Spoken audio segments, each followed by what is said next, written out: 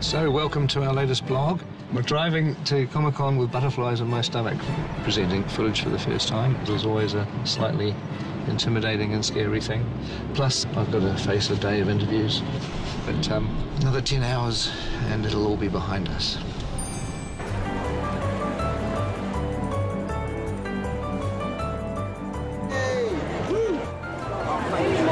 So hopefully we'll find Ian and Richard in here somewhere. The Hobbit certainly is more funny. One interview down.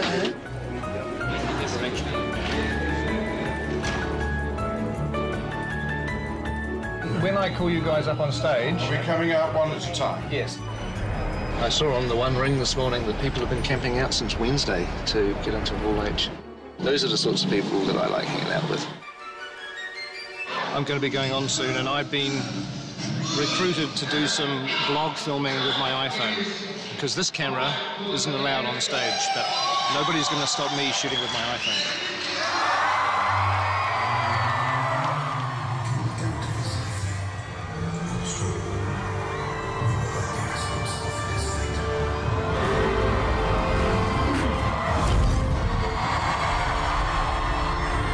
Ladies and gentlemen, please welcome to the stage,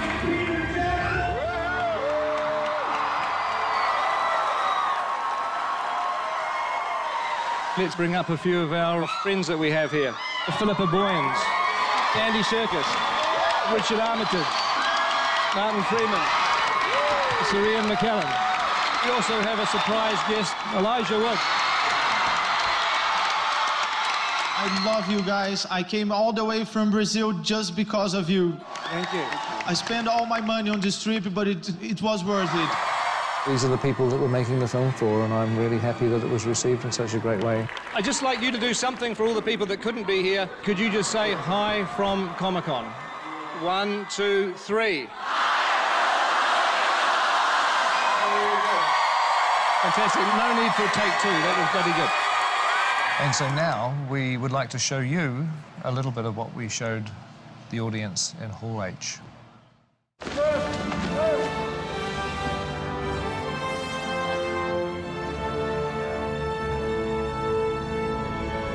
That's great. Good. Welcome to the last 5 days of our shoot. It's a bittersweet kind of moment. It feels like I'm still at the foot of the mountain. It's a little difficult to do a wrap-out on our last bit of shooting because so much of what we've been doing recently has been filmed too, which is obviously secret. But we'll show you little bits and pieces, little snippets, and there'll be a lot more of what we've been doing that we'll save up for future vlogs. Hey, Comic-Con fans, how are you? This is Dory, coming live from the set of The Hobbit. Stay classy, San Diego. Hi, Comic-Con. John Callan here. I play Oin in The Hobbit. Hi, this is Dwalin saying a big hi to all of you in Comic-Con. Greetings from the very heart of Middle-earth. A really amazing moment for me, I guess. It was the first time we stepped onto Bag End. It's become so embedded in your psyche from what you've seen before. We're all ready to go, and Ian came on for the first time, and you look at him and you go, oh my God, that's Gandalf. I look back on that with fondness because we got to know each other on Bag End, and we really got to know each other as dwarves. Hi Comic-Con, it's Adam Brown here, aka Ori from the Hobbit set. One of the most exciting things, I think, for me was working on these sets that kind of are part of our history. And there was I working on Rivendell with some incredible actors. Just watching Cate Blanchett act, it was very moving. We had shivers down our spines. It was absolutely astonishing. It's been a privilege being back in Middle-earth. Hey, Comic-Con. Hope you're having a good time. My name is Lee Pace. I play the Elven King, Thranduil. Some of the work that I really loved was with Terry Notary, who designs movement for the different races. And the way the elves move is very different than the way the dwarves move, obviously. It was really fun to get into that character and really move in a way that is not human. Yeah. Sylvester McCoy, who played Radagast, is the loveliest man. I need people. I think that Sylvester's going to be one of the delights of these movies. The real McCoy. I remember going out to Trentham and wandering through the 100 metres of forest that they built and seeing Roscabel, which is Radagast's house. Radagast's character was a lovely, spirited wizard, and his house really reflected his character beautifully. Dale was beautiful. It really was like, it was like being in another country. It was very Moroccan, Turkish, sort of Italian. Yeah. Dale was one of the larger sets. It rivals some of the biggest sets we've ever built, which would have been Minas Tirith and Helm's Deep, I guess, in the old days. The city of Dale was such a huge set. You're able to just wander around as if you were in some abandoned city you've always wanted to visit. The most fun I've had on set would probably be the Goblins. Goblin Town, the sets just seem to be really sharp and really angular and lots of flames and lots of bones. We were introduced to the Great Goblin. Well, Barry Humphries is something of an iconic legend in this part of the world, and I've seen 2 or 3 of his Dame Edna stage shows, and Barry and the Goblin King just seem to be a natural fit. Have you seen the pile of intestines? Oh, no, but I'll go and check them out. I don't know if anyone's home, but we'll soon see.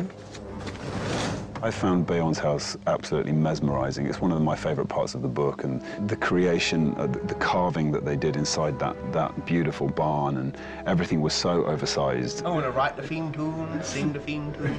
We built it to the scale of the dwarves, so it was huge. And it made all of us feel small. I used to be able to stand on that set and look at the crew setting up the camera, and they looked like tiny little people. It was kind of incredible. Morning, everyone. Happy last day. Morning. What we're doing for this shot is we're going to get Orlando up on here. Somebody stuck something to my back. What is it? Second unit, I think we're a bit of the rock and roll unit, and, you know, we have a bit of fun.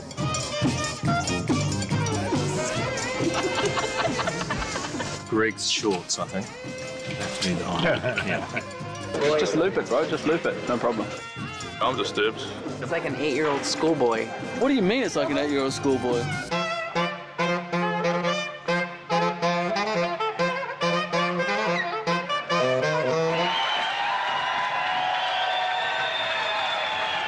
He's a rock star. He has got energy to burn, and that infectious enthusiasm and his absolute dedication made a huge difference to the second unit. And crank it up. And in 3, 2, 1, action! And cut! That is a wrap for the second unit. Second unit! There's a mixture of emotions.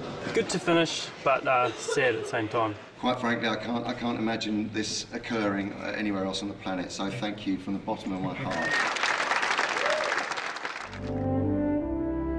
One of the memories that really sticks in my head the most is walking in through the gates of Stone Street at 4:45 in the morning when it's dark and there's no one else here and the stars are still out, and then slowly the studio comes to life and the sun comes up. I saw a lot of those days. You're going to be getting up at 5:30 in the morning for a year and a half, at least 12 hours a day. Morning. You literally just wake up every morning and go shoot a movie, and it seems to last a lifetime. This is the kind of movie where it changes everybody's lives. What we do is kind of driven by adrenaline, so we keep going until we collapse. We've got ready about 20 people a day, and that's about 5,000 prosthetic makeups. It's not gonna work, it's not in line. Ow! We're busy, but sometimes we get bored being busy. In the last 18 months, we've probably gone through about 20 litres of glue, about 450 miles of yak hair, hence there are now a lot of cold yaks in the Himalayas somewhere. I've never worked on such a hairy movie. Even I'm sporting a beard now, and I've never had a beard before, so it's obviously sort of rubbing off somewhere along the line. Just the sheer amount of lead characters with costumes. For some reason, they all want to wear costumes. They all want pants, they all want shoes made for an enormous amount of costumes. All of these clothes to nearly the back of the truck is Bilbo. For Smorg's Lair, we used so much gold paint, I used everything in Australasia, and we had to get it from Germany. Wunderbar. 22,817,520 feet if we were shooting 35mm like this. And I'm really glad we're not. I'm sure that I've done over 2,500 drawings. I kept my pencil stubs. You're literally doing a drawing one day and then walking on the sets a few days later. We shoot a set, take it out and replace it for the very next day's shoot. They put up the most incredible sets. You walk in the night before and it's not finished and you think, my God, how are we ever going to be in here tomorrow filming? And yet you walk in 8 o'clock the next morning and it's ready to go. To me, that's probably one of the most gratifying things on this whole picture, that all these people force through impossible odds and create these beautiful things. Wow, look at that. Yes. I'll miss the camaraderie of the folks that we've built up and the cast and crew. You know, we've spent an awful long time together. There's like sort of 12 or 13 of us who have been in a mini army.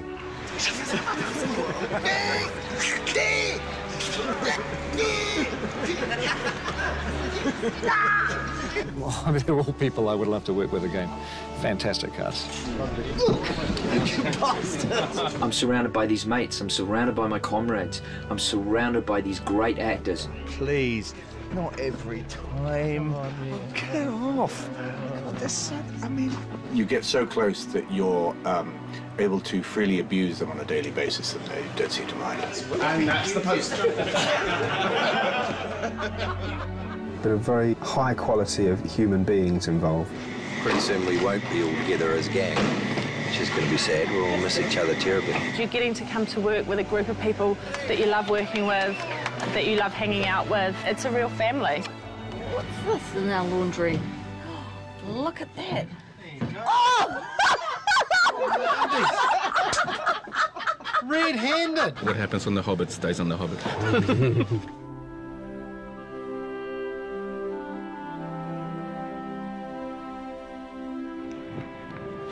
Finishing up in Mirkwood today, eh? It's the old, finish with a bang.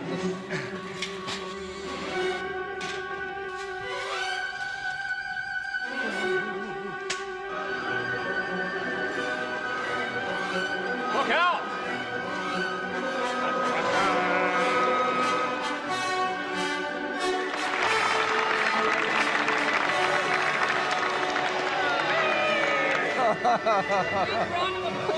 I'm gonna miss you. I'm gonna miss you, man.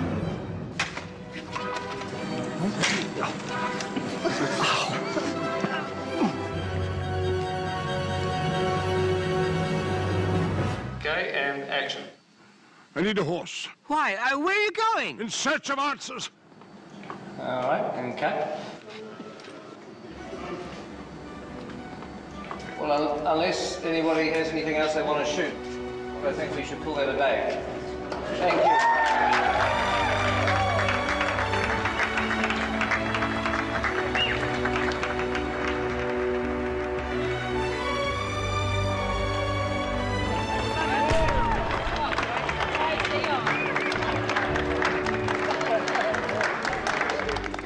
Well, obviously, I just want to say thank you to everybody, an incredible cast, incredible crew.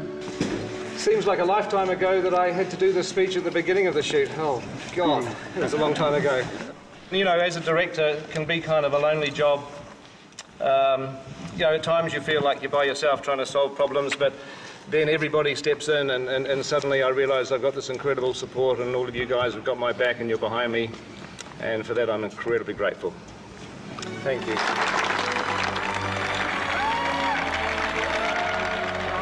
Peter's Bubble's right next door.